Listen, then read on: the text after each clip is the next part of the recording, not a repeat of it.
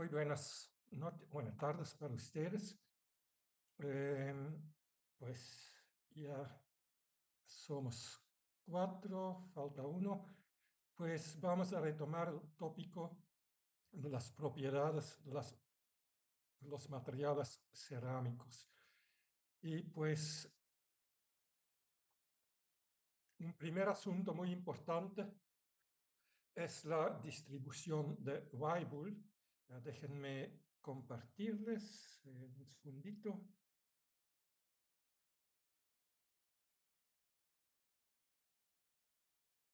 Compartir. Vamos a ver quién llegó a la reunión.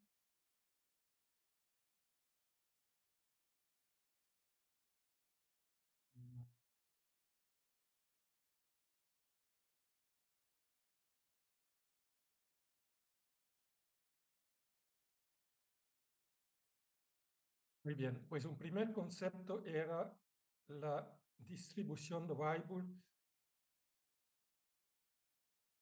una cerámica, una pieza cerámica falla a un cierto esfuerzo. Y esta distribución la tenemos aquí.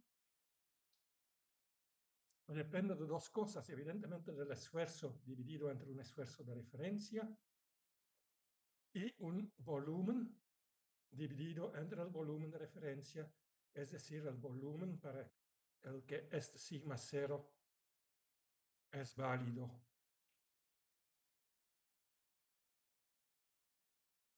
Ahora, este tiene algunas consecuencias, como vimos en la clase anterior.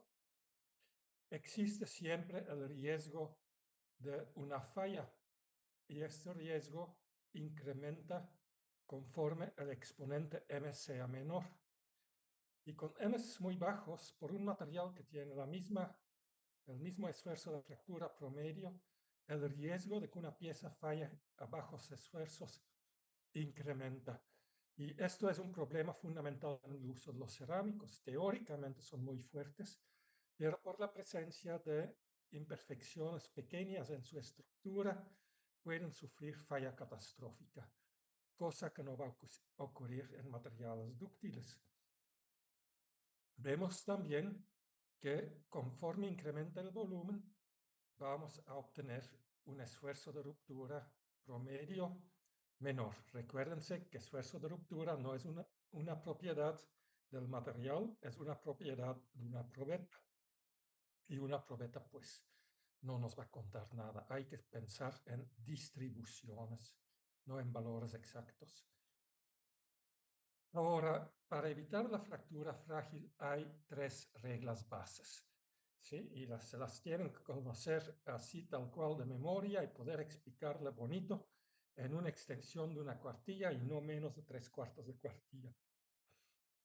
Es primero, si limitamos el uso a compresión pura, no pueden fallar.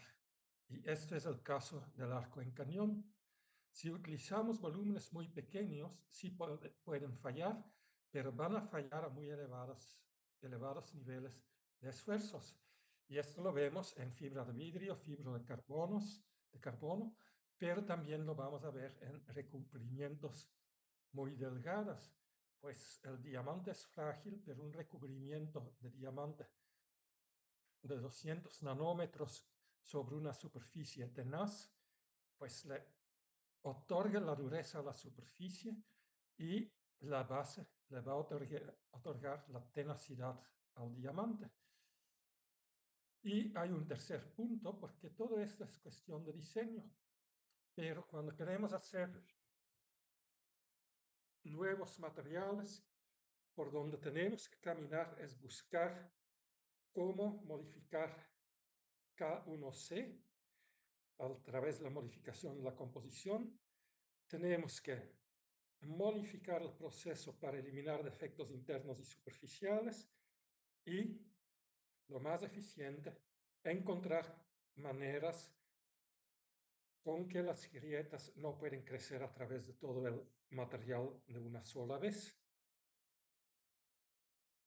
Ahora, las cerámicas, las así super nice que vamos a utilizar en valeros para patinetas bien caras y en cohetes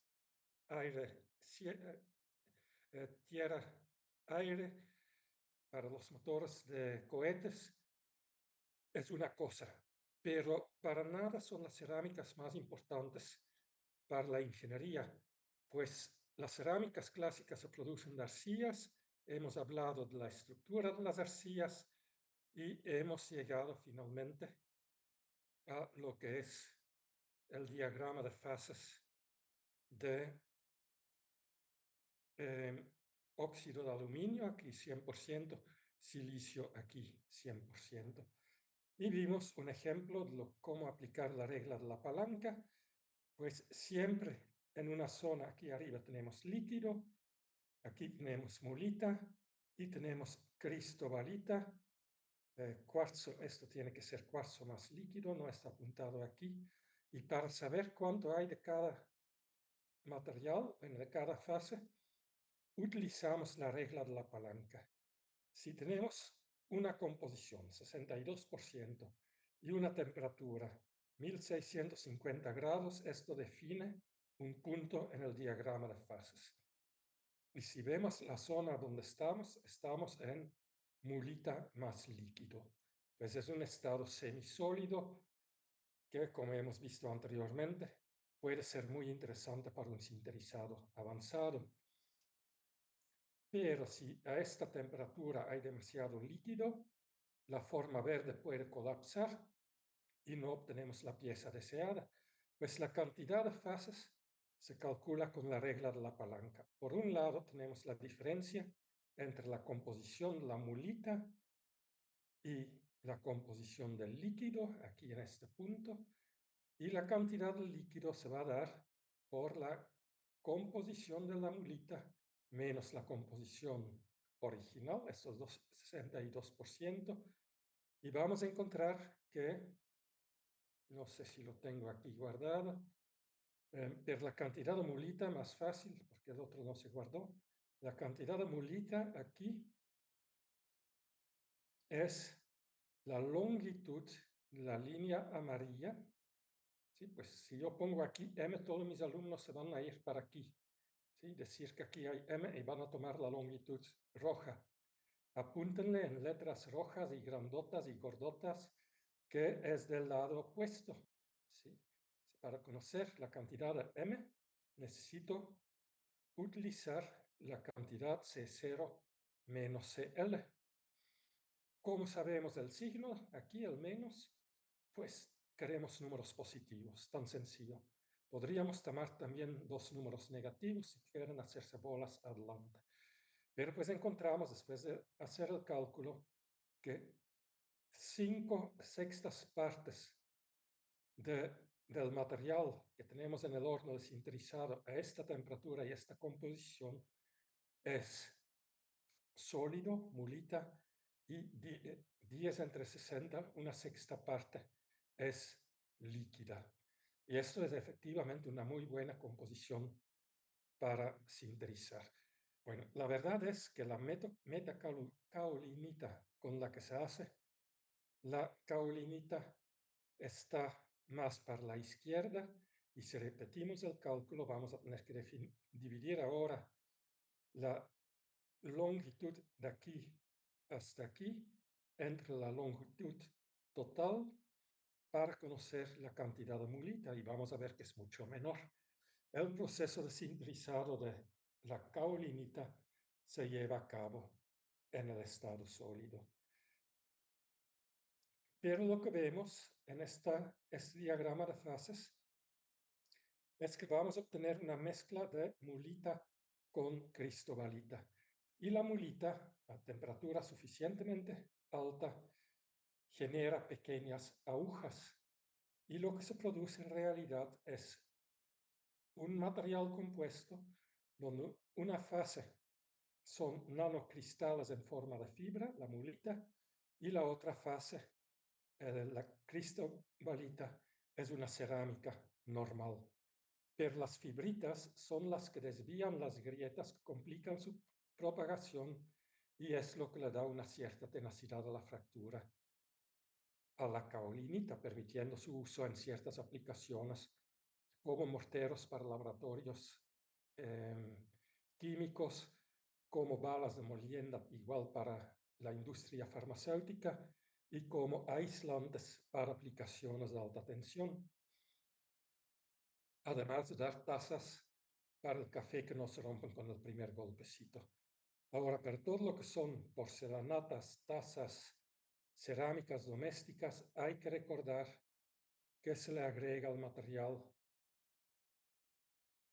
otros minerales, típicamente feldespatos, que históricamente afectaban negativamente a la calidad del producto, pero hoy en día con hornos de alta temperatura que permiten participar en la formación de la estructura cristalina, y que por lo tanto permiten generar materiales aún más tenaces. Si tienen ahí en su casa un pedazo de porcelanato y tienen la taza que su tía les regaló para su cumpleaños, la taza de café, pueden pegar la taza con el porcelanato y van a ver cuál se rompe primero, pero sí les va a regañar su tía. Muy bien, hay otra razón por qué este diagrama de fases es importante. Aproximadamente los vidrios que conocemos, es decir, los vidrios de las lentes que llevan puestos o los vidrios por donde entra la luz en el cuarto donde están tomando esta clase, también consisten principalmente de silicio, de cuarzo, perdón, y óxido de aluminio, alúmina, pues. Aunque el vidrio más común contiene muy poco alúmina, más bien contiene carbonato de sodio, pues vamos a tener 75% de óxido de silicio, cuarzo, carbonato de sodio y menores cantidades de óxido de calcio, óxido de magnesio y alúmina. Y este es el que se encuentra en ventanas, botellas, vasos para tomar agua, es el más común. Tenemos el Pyrex, donde tenemos mucho más silicio, óxido de silicio, y tenemos óxido de boro. Esto es el Pyrex o el Pyrorey en lenguaje coloquial. El Pyrorey tiene muy bajo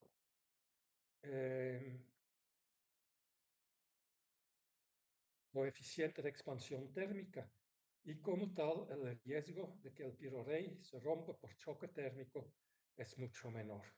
Sin embargo, hay que tener cuidado si introducimos grandes gradientes, por ejemplo, al poner el grill en el horno, el Pyrorey automáticamente se va a romper. Sí, he perdido 2 lasañas en el proceso antes de darme cuenta que el empaque dijo no poner a gratinar. Y de ahí una aplicación muy particular es cuando se agrega óxido de plomo, pero también óxido de bario. El bario tiene su nombre porque baros es griego para pesado, y el bario es un elemento pesado, como es el caso con el plomo.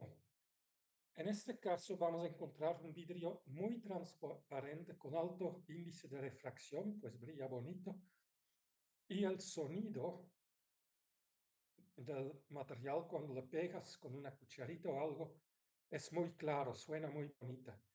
Se le dice el cristal de Bohemia. Se ven, por ejemplo, si lo quieren ver, se van en fin de semana a un centro comercial de Liverpool, Palacio de Hierro, y van a ver donde venden las vajillas que regalan en bodas. Y pues hacen como si están muy enamorados, que ya se van a casar y que tengan dinero para tocarlo y ver cómo suena.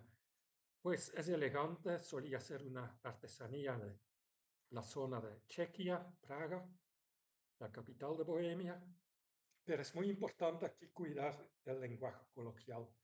Le decimos luego a los vidrios cristales, pues si hablamos entre ingenieros, vidrio es vidrio porque es amorfo. Si queremos hablar de cristal, estamos hablando de cristalografía y san se acabó. Pero si vamos a comprar un vidrio para reparar una ventana en la casa o vamos a poner el aluminero para comprar construyendo una casa, pues va a ser el cristal. Sí, siempre hay que saber cuándo estamos hablando ciencia y cuándo estamos comunicándonos con la gente que en el trabajo laboral nos ayuda y que no han tomado este curso. Pero tengan cuidado de jamás decir cristal a un vidrio si estamos en un ambiente científico o técnico. La aplicación más importante es la protección contra radiación ionizante. Y lo vamos a encontrar en laboratorios, en la industria nuclear, pero el área de mayor venta es la radiología, donde vamos a tener pues fuentes de rayos X y los médicos enfermeros pueden estar expuestos todo el día, pues cuando ustedes van como pacientes, el tiempo que están expuestos es tan bajo que ningún daño les hace, para aquellos que caminan por ahí, literalmente día y noche, pues necesitan protección y pues van a utilizar ventanas de vidrio de plomo. Ahora, ¿cómo definimos vidrio? Coloquialmente es un material transparente basado en silicatos. Técnicamente o científicamente, cualquier sólido amorfo es un vidrio. Sabemos que el líquido es amorfo, también los sólidos pueden ser amorfos. Y vamos a tener vidrios metálicos, vidrios cerámicos y vidrios poliméricos.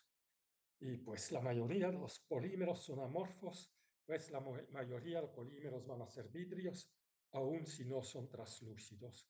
Pues el que sea transparente es absolutamente irrelevante. Lo que es importante es que sea amorfo, que sea basado en silicatos, nada más para ventanas y lentes, vasitos, botellas. Hay vidrios metálicos y la mayoría de los polímeros son vidrios por ser amorfos. Y obtener vidrios no siempre es fácil. En algunos casos, algunas cerámicas se pueden obtener en forma pura como vidrios, pues el vidrio de cuarzo se utiliza en materiales para aplicaciones químicas, tiene alto punto de fusión. Podemos ir al diagrama de fases, desde el punto de fusión del cuarzo puro, bueno, sería del cristobalita pura, es 1740 grados aprox.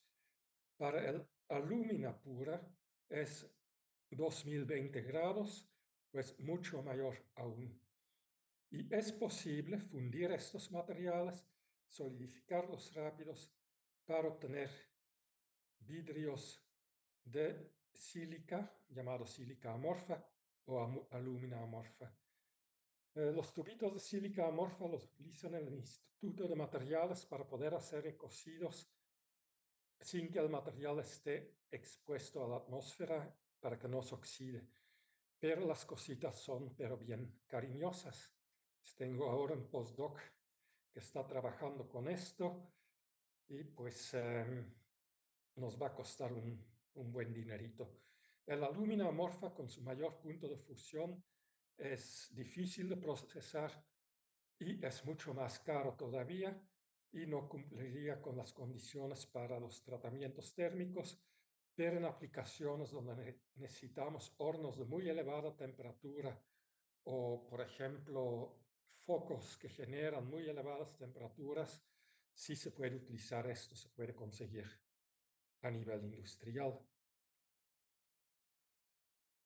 Pero normalmente, en vez de utilizar materiales puros, vamos a agregar otros componentes que facilitan la producción. ¿Y cómo se facilita la producción en la ciencia de materiales cuando hablamos de solidificación y transformación de fase? Pues se hace a través, o sea, de la termodinámica, es decir, el diagrama de fases, o sea, a través de la cinética del proceso. Y lo que se va a hacer para facilitar la formación de vidrios son las dos cosas. Pues para que un material se cristaliza, para que todas las moléculas caigan exactamente en el lugar correcto cuando pasan del líquido a sólido, a veces se requiere tiempo. Y por lo tanto, si se aplican velocidades de enfriamiento muy elevadas, la probabilidad de que los átomos o moléculas encuentran el lugar correcto va a ser baja. Y esto genera la probabilidad de que se genere un material amorfo. Si además la estructura cristalina es altamente ordenada y compleja, pues más difícil va a ser para que todo átomo o cada molécula cae exactamente en el lugarcito donde debe de estar. Y también va a promover la formación de sólidos amorfos. Y temperaturas de fusión bajas, pues se puede generar eutécticos, pues vamos a ver aquí en el diagrama de fases, este punto es un eutéctico, pero es binario porque el diagrama de fases es binario. Si agregamos un tercer componente, vamos a encontrar un eutéctico ternario y siempre el eutéctico tiene el punto de fusión más bajo de todo el diagrama de fases. Pues un ternario va a tener un punto de fusión más bajo, un cuaternario va a tener un punto de fusión más bajo, y a la vez de agregar componentes, vamos a generar una estructura donde se hace siempre más y más y más complicado que las moléculas caen en el lugar complejo. Correcto, perdón. Pues al tener temperaturas de fusión bajas, vamos a tener menor movilidad molecular. Las moléculas se mueven más lentas. Esto significa una elevada viscosidad y se va a tener una cinética de separación de fases en el eutéctico que es más lenta, pues lo que se debería de formar no se puede formar. Y por lo tanto, vamos a encontrar que los metales que consisten de átomos aproximadamente esféricas muy difícilmente dejan formar vidrios. Se tiene, desde los años 60 se han producido metales amorfos. Desde luego fue un profesor en Amberes, en Bélgica, que empezó el tópico. En el Instituto de Materiales tienen una técnica que se llama hilado de líquido, donde un chorrito de líquido metálico cae sobre una rueda metálica que gira y la rueda está enfriada por nitrógeno líquido. Cuando el chorro de líquido cae sobre la rueda, se solidifica al instante y pues se obtienen materiales amorfos. Y en metales también, al agregarle elementos no metálicos como fósforo, boro, con metálicos como hierro, manganeso, es relativamente fácil generar vidrios metálicos. Es lo que era una curiosidad absolutamente absurda en los años 1960. Hoy en día tiene madurez tecnológica. Sin embargo, los vidrios metálicos se siguen utilizando muy pocos, pues tenemos el vidrio metálico base hierro que tiene muy alto campo magnético, creo que lo he llevado a clase. Tenemos aleaciones de circonio amorfos que se utilizan, entre otras cosas, en palos de golf, porque tienen muy alta resistencia, muy bajo módulo de Young, y por lo tanto una muy elevada resiliencia. Pero las aplicaciones, pues los vidrios metálicos eran la super moda en los años 90. Si no trabajabas vidrios metálicos eras un imbécil, pero la cantidad de aplicaciones que tenemos hoy en día es casi nulo, ¿sí? Lo que no significa que no tienen algunas aplicaciones interesantes. Los polímeros tienen una estructura molecular tan compleja, cadenas muy largas de miles y miles de átomos, que prácticamente no pueden formar cristales. Habrá excepciones que vamos a discutir en cuanto yo me regrese a México. Ojalá podamos ya estar en forma presencial, si no igual en línea. Pero los vidrios cerámicos son los que más utilizamos, los que más conocemos, donde durante la solidificación se forman cadenas cortas y irregulares de tetraedros de óxido de silicio, intercalados con cualquier otro tipo de óxidos y aniones en espacios libres. Y al enfriar más, las cadenas se enlazan de una manera desordenada y se genera una red ramificada de cadenas de tetraedros que se comportan como un sólido. Ahora, no nada más por estar en línea, porque si doy la clase presencial, siempre el capítulo donde peor les va y donde ganan su derecho a finales es el de cerámicas. Y la razón es, bueno, a veces porque no han estudiado esta parte que yo admito que es difícil, pero siempre nada más hay una pregunta difícil en el examen. Las otras son regalos o medio regalos, regalos que son difíciles de desempacar. Pero hemos hablado de cómo poder utilizar, prevenir la fractura frágil. Siempre lo pregunta, si no es en el parcial, es en el final, y nadie jamás me lo ha respondido. Bueno, los que sí aprobaron la materia, que ya no la están tomando, evidentemente que sí me la respondieron, pero ninguno de ustedes me la ha respondido una sola vez. Y de la misma manera, si les pregunto, ¿qué necesitamos para poder formar un vidrio? Pues es muy sencillo, es una sola diapositiva que me lo tienen que explicar en palabras bonitas, pues en la tarde agarran una hoja, me ponen la respuesta en la hoja. Si traen la hoja de examen están reprobados otra vez, pero si se lo saben bien de memoria y lo pueden explicar con bonitas palabras, aquí fácilmente pueden sacar 20 puntos en esta pregunta. ¿Sí? Pero lo que tienen que hacer es anticipar el examen. Aquí nada más vienen puntos rápidos y separados. Lo que se puede agregar es este comentario sobre metales, polímeros y cerámicos, pero si no se preparan, van a reprobar otra vez. ¿Sí? Pero aquí es muy fácil, ya saben cuáles van a ser las preguntas, pues tratan de responder. Si no saben si está bien o no la respuesta, mándanmela por correo, yo las reviso y les digo. Sí, pero tienen que anticipar cuáles van a ser las preguntas y entrenarse para preguntarlo. Aquí los niños de la SECU y de la prepa, para un examen de francés o de física, tienen que estudiar todo el fin de semana, de mañana a noche. No se van a jugar fútbol, no van a misa, nada más estar dedicados toda la semana en esto. Y es algo que yo puedo esperar también de personas que habitan una licenciatura. ¿Sí? Hoy en día ya no vivimos nada más en México. México tiene que competir con el mundo y esto significa que tienen que tener los mismos conocimientos y los mismos métodos de estudiar. Y se me hace siempre triste algo tan sencillo como esto, que ni siquiera hacen el esfuerzo de estudiar.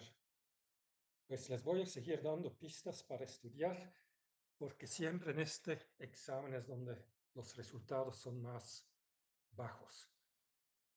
Muy bien. Ahora, ¿cuáles son las propiedades típicas de vidrios? Pues los vidrios son menos densos y esto significa que hay menos enlaces por unidad de volumen. ¿Cómo los enlaces definen la rigidez del sistema? Si tenemos menos enlaces, vamos a tener una rigidez menor. Y esto se ve aquí abajo, pues tenemos cuarzo, el cristal, con un módulo de 100 gigapascales. Para vidrio de sílica, perdón, tenemos 73 gigapascales.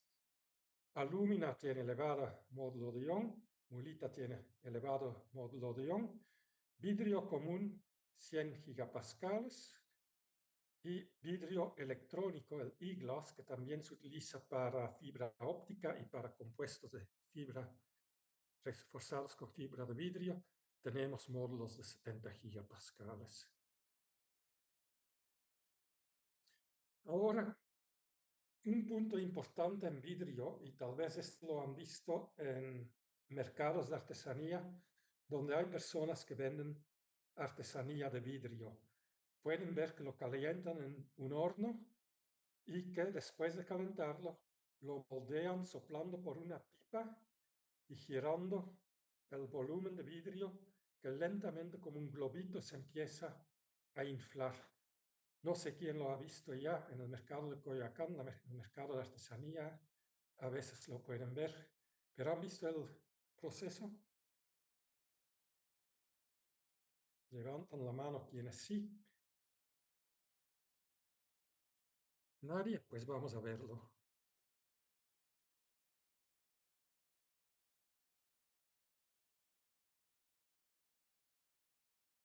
Permítanme un segundo.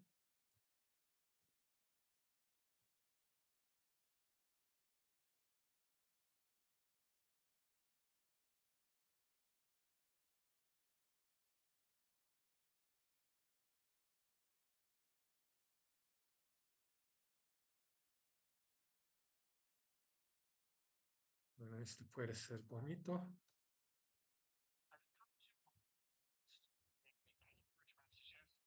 Vamos a ver si puedo compartir esto.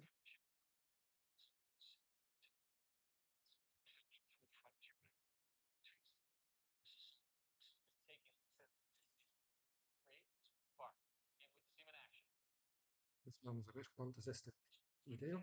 ¿Están viendo el video? ¿Me pueden confirmar? Sí, profe. Sí, profe, ya se está viendo. Muy bien. Vamos a ver si lo podemos adelantar de alguna manera porque va muy lento.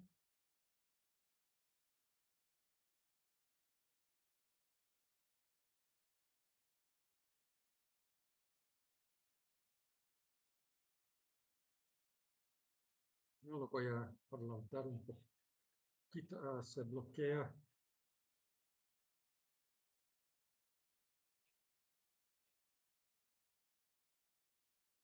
Vamos a ver. Ojalá se deje.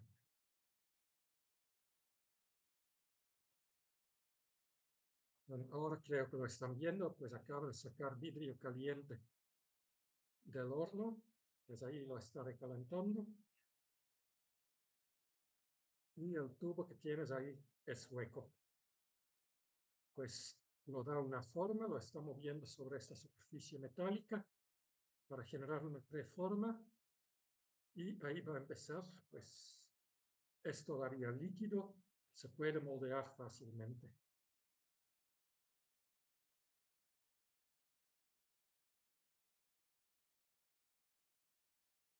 Y de ahí, pues espero que van a mostrar el fenómeno de soplado. Pues con una vara se saca el líquido muy viscoso de la mufla. Bueno, aquí no van a soplar, creo, pues están haciendo otra cosa. Pero se ve cómo se puede moldear, extender sin ningún problema. Es un vidrio, un líquido de verdad, pero arriba de la transición vítrea.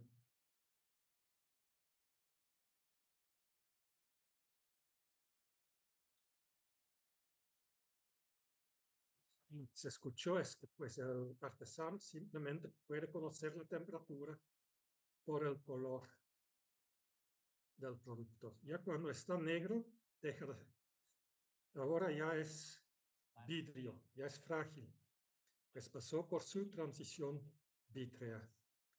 Y pues lo que se ve, se generan tubitos muy delgados, que quién sabe qué le van a hacer, pero son tubitos pequeños de vidrio que ahora se llevan otra vez arriba de la temperatura de transición vítrea. Solamente podemos esperar qué van a hacer, no tengo idea.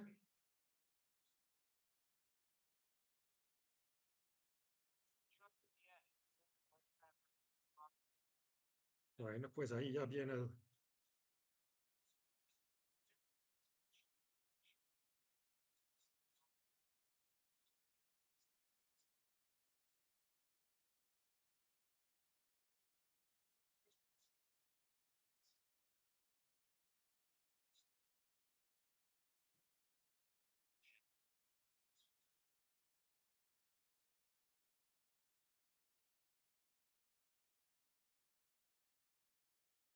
Pues ahí se cierra el vasito. Pero todo se puede deformar. En este momento el material todavía es líquido, pero un líquido de muy alta viscosidad. Ahora lo vamos a recalentar para disminuir la viscosidad y para poder regularizar la geometría.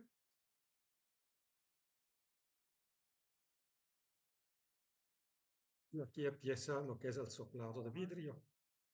Pues al soplar en la bola de vidrio líquido, se infla como si fuera un globito y pues aprovechando la rotación y otros trucos que solamente conocen los artesanos, se genera una perfecta esfera de Navidad. ¿Quién sabe qué vamos a hacer aquí? Vamos a seguir con el curso. En verano visité un taller de estos en Francia, pues es bastante impresionante para ver. Pero con esto, y lo pueden buscar por su propia cuenta, se llama glassblowing. Debe haber más videos interesantes sobre el tópico. Pues cuando pierde su color luminosa, pues de repente lo que era vidrio ya no se puede deformar. Y esto es donde ves que los artesanos vuelven a poner el vidrio dentro del horno para subirse otra vez por arriba de la transición vítrea. Pues, pero la transición es súbita. Pues posterior a esta transición, el material es un sólido frágil y muchas de sus propiedades son similares al sólido cristalino correspondiente. Esto se les voy a explicar después. Pero yo lo he leído muchas veces, incluso se les he dicho a alumnos de generaciones anteriores, bueno, hace muchos años, que el vidrio es un líquido con muy elevada viscosidad. Esto es una tontería absoluta, no es el caso. Un líquido es un sólido y san se acabó. Se dice que en Europa, en los castillos viejos, el vidrio en las vitrales, arriba está más baja, más delgada que abajo, porque a través de los siglos ha ido fluyendo para abajo. Pues esto no es cierto. En Europa ha habido tantas guerras, incendios y otros desastres naturales que no vas a encontrar ningún vitral que tiene vidrios más viejos de 200 años. Y nadie jamás los ha medido y no tiene sentido medirlos para ver si están más gruesos abajo, porque no lo van a hacer. Es un fenómeno estadístico. Algunos estarán más delgados abajo, algunos más delgados arriba. El vidrio no fluye bajo efecto de gravedad, no es viscoso, es un sólido. Ahora, ¿cómo se entiende la transición vítrea? Pues si vemos las curvas del líquido, vamos a encontrar, si vemos, por ejemplo, el volumen contra la temperatura, vemos que el volumen cambia linealmente con la temperatura, con el coeficiente de expansión térmica del líquido. El sólido cristalino tiene su propio constante, coeficiente de expansión térmica, la pendiente de la curva es constante, el volumen disminuye proporcional a la temperatura. Si en vez de volumen graficamos entalpía, vamos a ver lo mismo. Y las pendientes del sólido cristalino para entalpía, pues es el calor específico, o para volumen, que es el coeficiente de expansión térmica, son iguales a los del sólido cristalino, pues esencialmente son los mismos.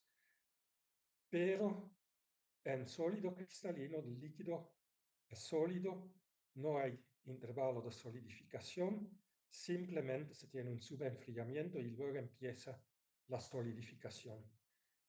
En la transición vítrea, donde los átomos no pueden ocupar sus posiciones de equilibrio, vamos a ver una transición lenta, pero al final de la transición, el vidrio tiene todas las propiedades del sólido cristalino, con excepción de su rigidez. Pues es, como dije, de líquido a cristal es una transición discontinua, de líquido a vidrio es una transición lenta, gradual. Y fíjense aquí, no se dejen engañar, estoy hablando del cristal para el sólido que no es amorfo como debo de hacer. Soy científico, no soy trabajador. Bueno, sí trabajo, pero no con las manos. En el vidrio, no digo cristal, este es vidrio. No vayan a confundir los términos por los coloquialismos de la calle mexicana. Ahora, hoy en día se tiene la hipótesis que la transición vítrea es un efecto de percolación. Pues percolación viene de la percolación de un líquido en un medio poroso. Cuando lo buscas con inteligencia artificial, la inteligencia artificial te va hablar de café porque la inteligencia artificial no es nada inteligente. Traté de utilizarla el día de hoy y otra vez, pues después de media hora de pura frustración, tuve que utilizar mi propia inteligencia porque sabe todo, pero no entiende nada. Pues, pero en el caso de un medio poroso, podemos pensar que esto, por ejemplo, es un sello y que hay aquí aceite bajo presión y aquí se puede fugar el aceite. Si la zona roja es por donde puede percolar el aceite, vemos aquí que claramente vamos a tener una muy bonita fuga, ¿sí? Porque hay un camino ancho y amplio para que el aceite va del lado izquierdo al lado derecho. Si ahora disminuimos la zona roja, vemos que todavía hay zonas grandes donde el aceite puede percolar, pero se empiezan a formar pequeñas canales angostas donde se va a requerir una muy elevada presión para pasar el aceite de un lado a otro. Para el caso que tenemos aquí, que tuve un estudio en la tribología donde esto de fugar aceite es importante, aquí en el tercero estamos en el límite de percolación. Todavía hay un pequeño caminito por donde puede fluir el fluido y si bajamos un poquito más el área rojo, pues vemos que ya no hay conexión del lado izquierdo a la derecha y pues el sistema queda cerrado. De ahí viene. Pero si ahora cambiamos a la transición vítrea, vamos a pensar que lo azul es sólido, lo rojo es líquido. Y en este estado, el primer estado, vamos a tener mucho líquido, poco sólido. Siempre los estados los flujos bifásicos van a ser mucho más viscosos que flujos monofásicos, problema que también se tiene en la explotación petrolera. Pues aquí vamos a tener un medio altamente viscoso, pero líquido. Conforme baja la temperatura, la zona solidificada incrementa, pero todavía hay zonas por donde puede deslizar la parte sólida con respecto a las otras partes sólidas. Y se puede todavía, como vimos en el video, cuando se enfría el material, el artesano tiene que tener mayor cuidado porque ya puede romper la pieza, pero todavía se puede deformar ligeramente. Una vez que todo está conectado por puentes sólidas, pues si lo tratas de deformar, en vez de va a fracturar, y pues podríamos decir que ahora quien puede percolar sería una fractura que puede correr de arriba hacia abajo, siempre encontrando una zona frágil que permite la propagación de grietas. Y en este momento el vidrio se conformó en un sólido. Las zonas rojas siguen bajando su temperatura y en su momento dado todo va a ser sólido. Pues este proceso ocurre en este intervalo cuando estamos en las pendientes constantes nuevamente. En este momento todo sería azul, cero líquido, mientras que aquí arriba de la temperatura de fusión, o incluso arriba de esta temperatura donde inicia la solidificación, todo es líquido, todo se comportaría como rojo. Y esto explica en grandes rasgos por qué vemos esta transición lenta que también pudimos observar durante el video. No sé si hay dudas.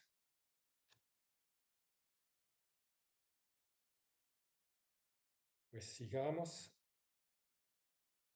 Ahora, ¿cómo se producen los vidrios?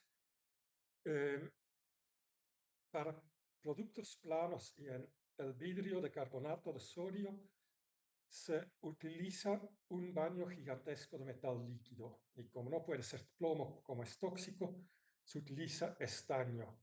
La temperatura de fusión del estaño es 230 grados, que es muy por debajo de la temperatura de transición vítrea de un vidrio de carbonato. Y pues se cuela una cortina de vidrio líquido sobre el estaño y el vidrio solidifica. se mueve la placa solidificada y cada vez que llega a su tamaño deseado se corta y así pues se va jalando el vidrio sobre por encima del baño del líquido y como es un líquido, el vidrio sale perfectamente plano, pues el estaño tiene una superficie plana y el vidrio que solidifica sobre esta superficie es perfectamente plano. Pero durante el enfriamiento, que es relativamente rápido, se generan esfuerzos internos en el vidrio que pueden causar su fractura. Y para esto se aplica un recocido, que es un enfriamiento, que es un recalentamiento y un enfriamiento lento hasta justo arriba de la temperatura de transición vítrea y posteriormente se deja transitar otra vez, pero con un gradiente de temperatura mucho menor. Lo que creo que ya hemos visto es el soplado de vidrio, pues artesanalmente es muy importante y pues hay en ciertas zonas del mundo realmente lugares que son conocidos por su producción de vidrio. El más conocido sin duda es Venecia, pero digo, si se van a caminar en Coyoacán el sábado o el domingo, en los mercados de artesanía se puede ver este proceso en acción. A nivel industrial también se utiliza para generar botellas, no botellas baratas, pero por ejemplo botellas de coñac o de tequilas de muy alta calidad, en ocasiones se van a generar con presión de aire en un molde fijo. Los bulbos de luz antiguos hacían así. Se tiene la geometría hueca, el molde, se mete una gotita de vidrio, se aplica una presión interna hasta que el globito de vidrio llene todo el molde. Pero para geometrías sencillas, pues seguramente tienen ahí en su mesa un vasito de criso, pues ahí simplemente se mete la gotita de vidrio en la base de un cilindro, viene un punzón que baja y el vidrio llena el espacio entre punzón y molde. Y esto permite la extrusión del vidrio en estados de alta velocidad. También para botellas de bajo precio, vamos a ver que las dos mitades de la botella, la izquierda y la derecha, se producen por separados y después se calienta el vidrio por arriba de su punto de transición vítrea, se conectan los dos lados y se quedan unidos. Pues ahí la producción realmente es a través de medios mecánicos, no por soplado de vidrio, que es lento y delicado. Ahora, este es el vidrio común y corriente para productos de consumo cotidianos. Sabemos que el vidrio templado, a ver si tengo aquí la explicación, no la voy a tener que volver a hacer. El vidrio templado, todos lo conocemos, es un material que se enfría rápido mediante flujo de aire. Y les voy a tener que dibujar esto, voy a buscar si voy a tener que meter este asunto para el siguiente semestre, pero déjenme ver si tengo mi dibujo del semestre pasado.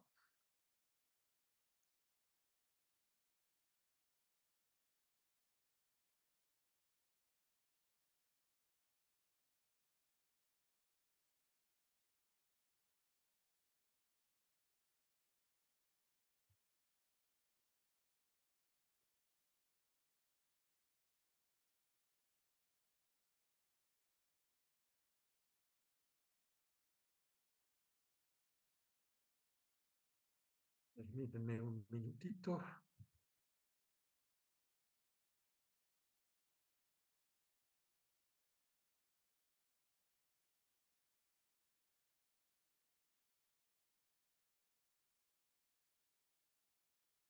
Que todas estas cosas ahora ya están en la nube y pues se hace más lento. Y no era este archivo, pues vamos a seguir buscando.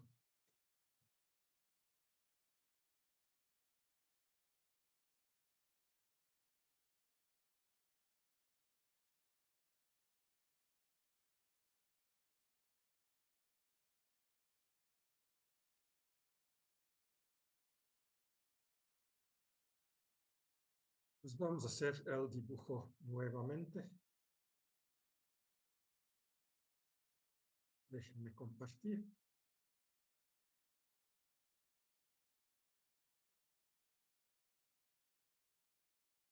Pues vamos a considerar que tenemos,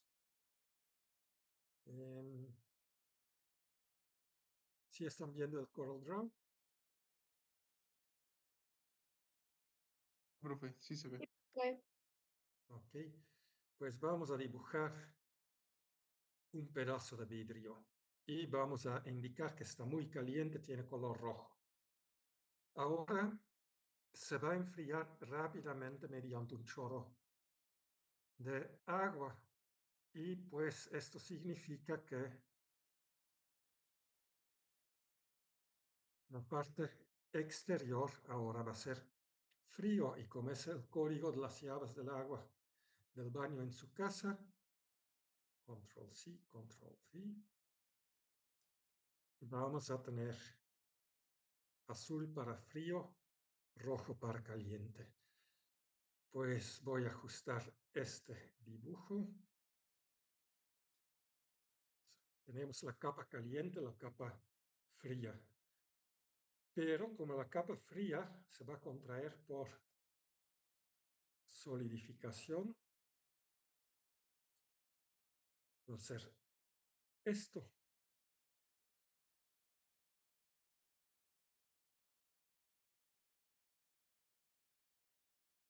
Lo de afuera ya es sólido, lo de adentro todavía sigue líquido y pues no puede resistir la fuerza de contracción que tenemos entre la zona ya solidificada y la zona todavía por encima de su transición vítrea. Pues, ¿qué va a pasar? Esta zona tiene que contraer con el sólido, pero como su volumen es constante, va a expandir en dirección de espesores.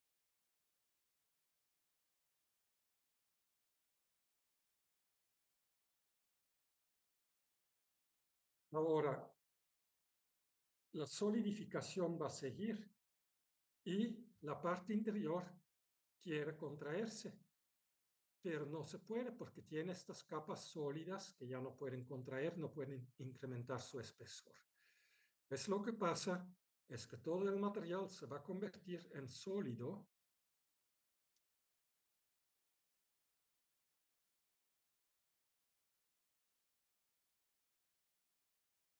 pero vamos a tener ahora, como el material interior está tratando de comprimir el sólido, vamos a encontrar que, déjenme copiar esto, Control C, Control V.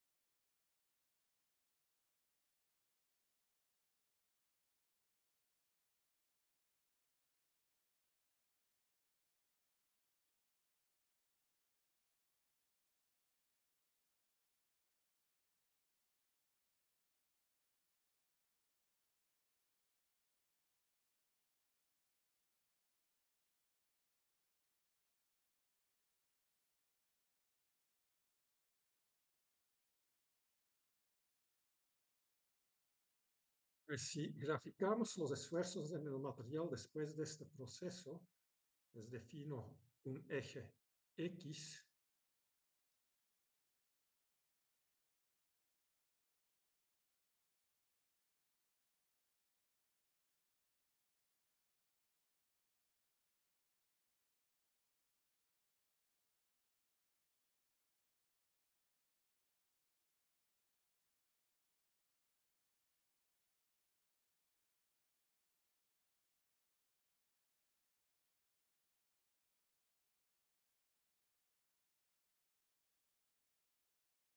y vemos los esfuerzos, vamos a ver que son negativos en la superficie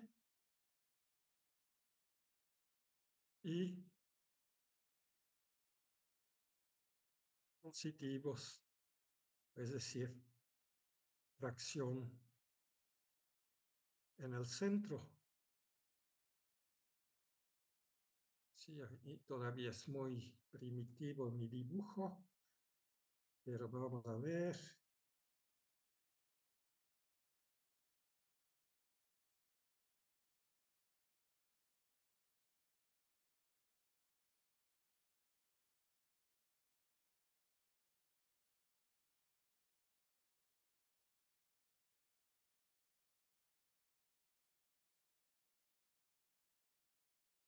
Algo por el estilo, no va a ser exacto, pero va a ser una buena aproximación. Y aquí vamos a tratar to curve, de darle un poquito más realista. Curve. Pues vamos a tener una distribución de esfuerzos internas que define compresión en la superficie, tracción en el centro. Pues si tenemos esto y queremos generar una grieta, pues podemos regresar a lo que sería la ecuación que define la tenacidad a la fractura. Pues vamos a tratar de compartir esto.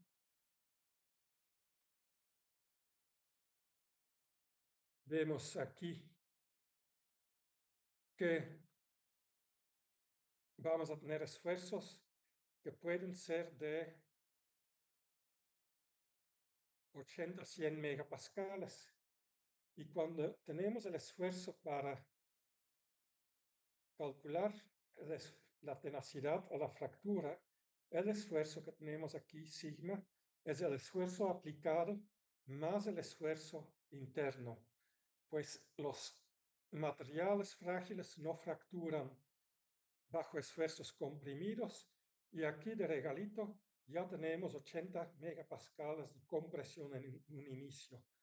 Y esto significa que si una lámina en particular se rompería a un esfuerzo de 40 megapascales, con los 80 megapascales de esfuerzos internos se romperá a 120 megapascales. Hay que sumar el esfuerzo residual al esfuerzo aplicado.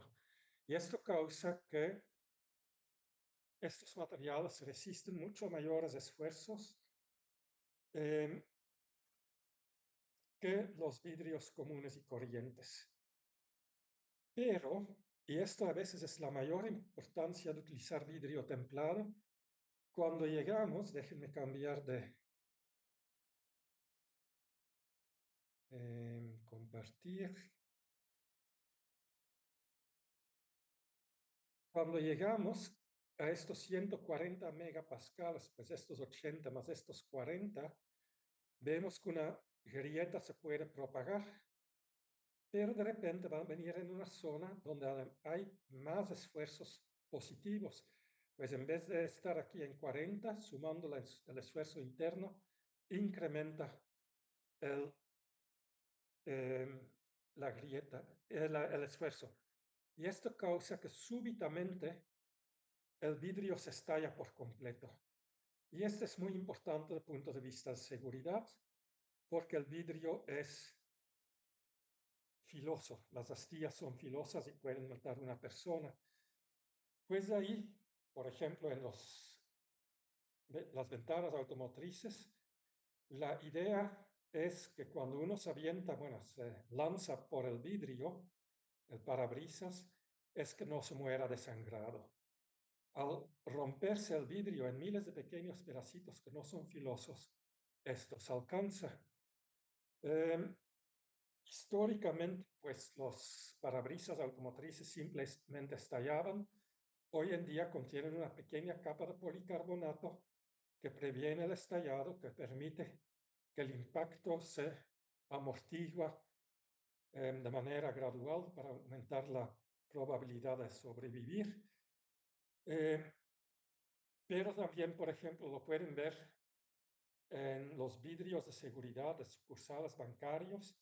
Ahí el vidrio es mucho más gordo, pero también la película policarbonato no necesariamente es uno, pueden ser varios entre láminas de vidrio, que va a prevenir que por mucho que golpeas con la herramienta que sea al vidrio, que se separe por completo. Sí, vamos a ver miles de pequeños pedacitos, pero no se termina rompiendo el vidrio. No sé si han visto cuando una pieza de vidrio templado se rompe, los pedacitos pequeños.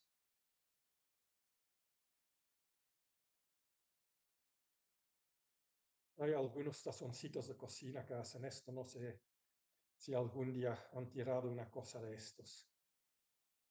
Ahora, tenemos vidrio laminado y el vidrio templado intercalado con películas de policarbonato es vidrio laminado y en este caso el objetivo es seguridad.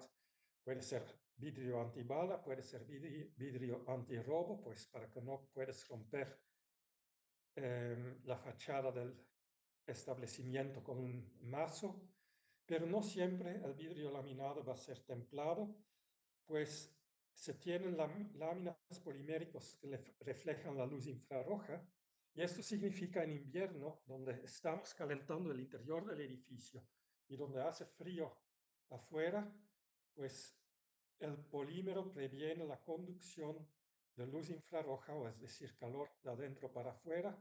En verano, cuando adentro está fresco y afuera caliente, reduce el gasto de aire acondicionado que se requiere en el edificio.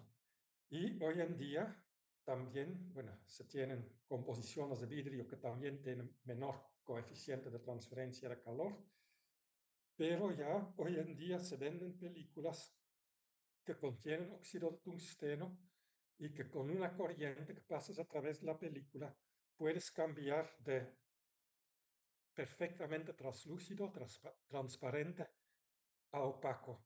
Y eso lo usan en aviones modernos en vez de estas cosas para cerrar, abrir ventanas.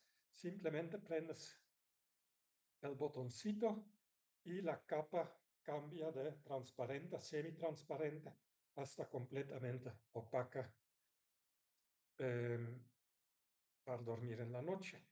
Y pues un alumno que estaba en el semestre pasado me dijo que estas películas ya comercialmente se venden en México, pues si quieres hacer en su casa, probablemente van a tener que lavar muchos coches o entregar muchas hamburguesas, eh, pero cuando juntan el dinero podrían hacer, quitar las ventanas de la casa y sustituir las ventanas por un sistema que cambia de transparencia con corriente eléctrica. Pero esto también es muy importante en la climatización de edificios, el poder cambiar la cantidad de luz que pasa a través de las ventanas. Un último tópico para el día de hoy son las vitrocerámicas. Sí, pues tenemos ya un par de preguntas: cómo se produce el vidrio, cuáles son los factores que permiten formar el vidrio. Hemos hablado de qué es el vidrio templado y explica el proceso. Y pues una pregunta que puede haber: ¿qué son las vitrocerámicas? Y para cada una de estas 5 preguntas, ustedes, cada quien por separado, tienen que preparar una respuesta basada en lo que yo les conté en este curso.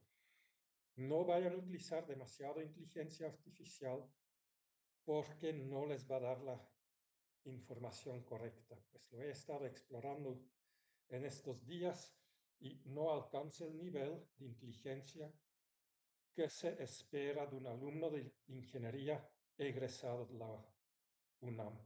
Es puro cuento. También he leído que las inversiones que se han hecho son como 100 veces más que los ingresos que han tenido, y probablemente de aquí en 5 años de inteligencia artificial ya no hablemos, pero no funciona para el nivel académico que de ustedes espera. Tienen que estudiar. En el Wikipedia, por ejemplo, sí van a poder encontrar las respuestas, pero les recomiendo que utilicen el Wikipedia en inglés. Lo pueden traducir con Google Translate, porque en el de español todavía hay demasiados errores técnicos y científicos. Entonces, las vitrocerámicas se producen como si fueran vidrio. En un inicio son 100% amorfos y fueron desarrollados para telescopios espaciales. porque los telescopios espaciales de generaciones anteriores giraban en torno de la Tierra, pero esto significa que conocen el fenómeno de día y noche. Y esto significa que de día su temperatura se va a 200 grados Celsius, de noche a menos 200 grados Celsius. Ahora, para que un telescopio tenga muy buena resolución óptica, tiene que estar pulido perfectamente bien, curva, bajo reglas de la óptica muy estrictas. Seguramente lo han visto para los vidrios que traen, que también, bueno, no se ve porque ya los mandan a hacer, pero pues la curvatura es extremadamente importante. Ahora, si tenemos cambios de temperatura, vamos a tener expansión térmica o contracción térmica y la curvatura cambiaría de día a noche y sencillamente se volverían inoperables estos telescopios. Y ahí es donde se han investigado para la NASA los vitrocerámicas. Hay tres composiciones, las, más y SAS, es decir, óxido de silicio, aluminio y L para litio, M para magnesio o Z para zinc. Pues eso es fácil de aprender. Después de solidificar, los dan un recocido por arriba de la temperatura de transición vítrea y se va a generar 30 a 80% de cuarzo beta en la matriz vítrea. Ahora, esta mezcla de zonas amorfas con zonas cristalinas van a complicar la propagación de una grieta, pues la grieta tiene que correr alrededor de los cristales a través de la matriz vítrea y esto incrementa la tenacidad a la fractura, porque la grieta es tortuosa y se requiere mayor energía. Pero lo más importante es que el cuarzo beta tiene un coeficiente de expansión térmica negativo. Este siempre se ve en materiales que tienen propiedades de transformación martensítica, incluso en el hierro, que cerca de la temperatura de transición, sus coeficientes de expansión térmica hacen cosas raras. Y como tal, se puede desarrollar un material con coeficiente de expansión térmica cero, porque la fase vidria tiene coeficiente positiva y la fase cristalina tiene coeficiente negativa. Si lo balanceamos, ya no tiene expansión térmica, no cambia su volumen y su longitud por estos cambios grandes de temperaturas. Y se obtiene un material que es 100% insensible al choque térmico. Y como tal, hoy en día su aplicación más común es para vajillas para cocina. Con una vitrocerámica no vamos a tener choque térmico, pues los puedes poner en el horno, lo puedes vertir agua hirviente, no le pasa absolutamente nada. Como tienen buena tenacidad, compiten con la porcelana en términos de supervivencia en lo que es lavar de trastes, pues, y probablemente en su casa tienen varios recipientes de este material. Si no, pues más tarde, ya teniendo la carrera y un buen empleo, seguramente van a equipar su cocina con esto. Tienen otras propiedades. Pues dije, se utilizan para espejos de telescopios espaciales y para recubrimientos es posible ajustar el coeficiente de expansión térmica alfa para que se ajuste al sustrato. Pues realmente los ingenieros en materiales pueden elegir cuál es este valor de alfa. Lo que dije, se utilizan en estufas y recipientes para horno. En México prácticamente no se venden las estufas por inducción, pero pues aquí en Europa todo es inducción y se utilizan vidrios cerámicas porque no sufren choque térmico y tienen bajo coeficiente de transferencia de calor, pues si tocas la superficie de la estufa fuera de la zona caliente, no sientes nada. Pero la gran desventaja de esto es que la dureza es relativamente baja y que es sensible a sustancias químicas comunes. Y por ahí, no sé cómo se llama la señora que les ayuda en la casa, Lupita o quien sea, pero pues si utilizamos vitrocerámicos, em, ¿no están viendo los diapositivas? No, profe, seguimos en su dibujo. Seguimos en el dibujo. Ah, y me deben de avisar al inicio porque si no se vuelve difícil. Bueno, todo está en...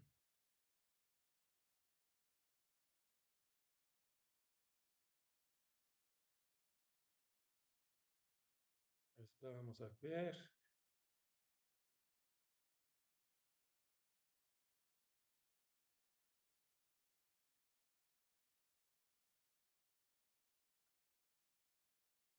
Convertir. Bueno, todo está aquí resumido, pues de vidrio templado, vidrio laminado. Lo del óxido tungsteno no viene aquí, es una curiosidad extra. Y aquí estamos en las vitrocerámicas, es como dije, las más SAS y la explicación que hice en palabras.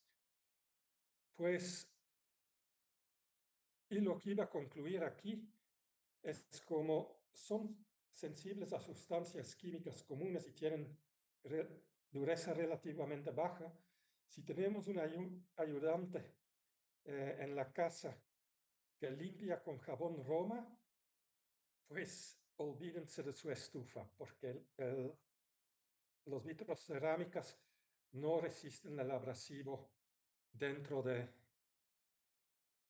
jabón Roma.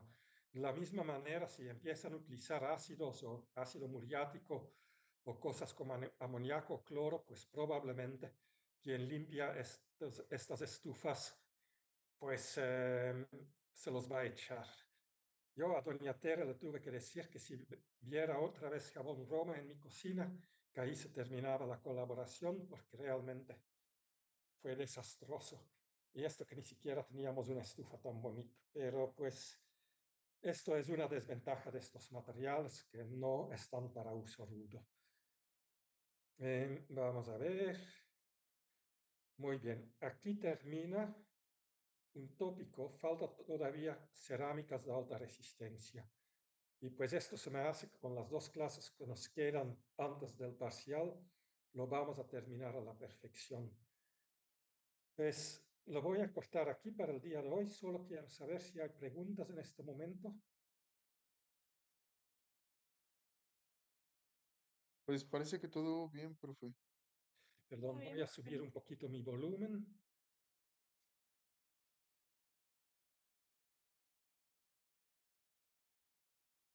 Pues todo bien. sí, todo bien. Sí, creo que todo bien, profe. Gracias. Bueno, pues nos vemos el jueves. Que De tengan buen acuerdo, día. pues hasta luego. Vale, gracias, profe. Buena noche.